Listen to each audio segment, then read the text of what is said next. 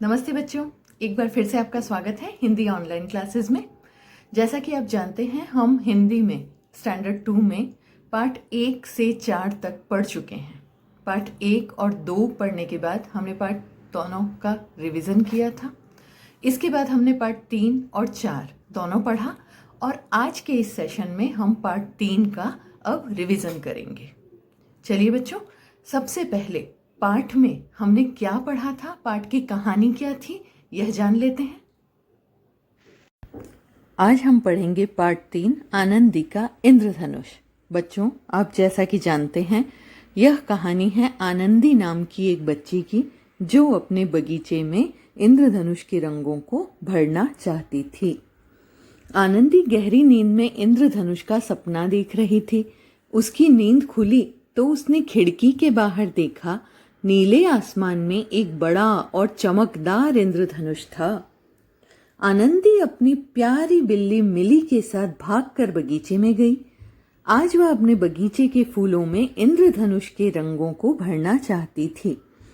एक फूल में उसने इंद्रधनुष के रंगों में से बैंगनी रंग भरा, तो दूसरे फूल में गहरा नीला रंग, एक फूल में आसमानी रंग भरा और पत्तों में हरा रंग, एक फूल में नारंगी रंग भरा और एक फूल में लाल रंग।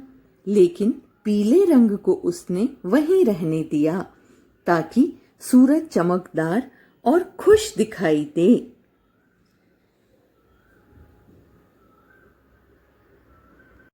बच्चों, हमारे इस पाठ में हमने इंद्रधनुष के बारे में पढ़ा। आसमान में बारिश के मौसम में बारिश के बाद सुंदर इंद्रधनुष खिलता है। आइए जानें इंद्रधनुष के रंगों को। नीचे से यदि शुरू किया जाए तो सबसे पहला नंबर आता है बैंगनी रंग का, फिर आता है जामुनी रंग का, जिसे गहरा नीला भी कहते हैं, फिर हल्का नीला या नीला, हरा रंग, उसके बाद पीला रंग, फिर आता है नारंगी रंग और सबसे ऊपर होता है इंद्रधनुष में लाल रंग।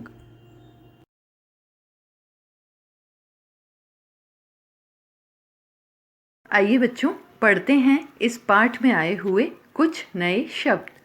पहला है इंद्रधनुष। इंद्रधनुष। बैंगनी, बैंगनी बैंगन जैसा रंग।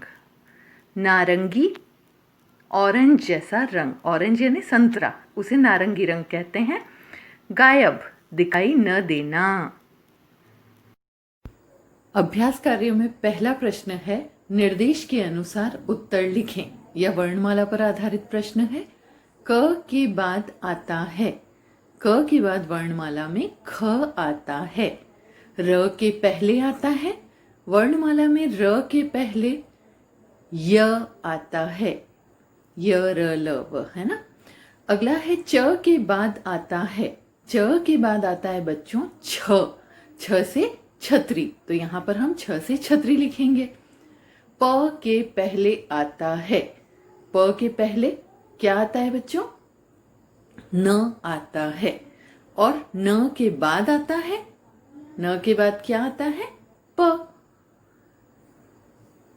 श और ह के बीच में श से षटकोण और स से संतरा आता है। यहाँ दोनों वर्ण लिखने हैं क्योंकि बीच में दो वर्ण आते हैं, श से षटकोण और स से संतरा। चलिए एक बार फिर से दोहरा लेते हैं।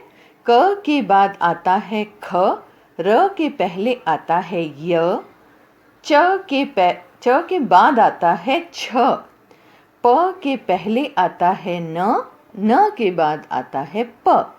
श और ह के बीच में श से षटकोण और स से संतरा आता है। इस प्रकार हमारा यह अभ्यास यहाँ पूर्ण होता है। चलिए बढ़ते हैं आगे अपने अगले प्रश्न की ओर। अगला प्रश्न है, इंद्रधनुष के रंगों के नाम वर्णमाला क्रम के अनुसार लिखें। वर्णमाला क्रम के अनुसार जो पहले आता है, सबसे पहले वर्णमाला में जामुनी रंग आता है, फिर आता है नारंगी रंग और फिर आता है नीला रंग।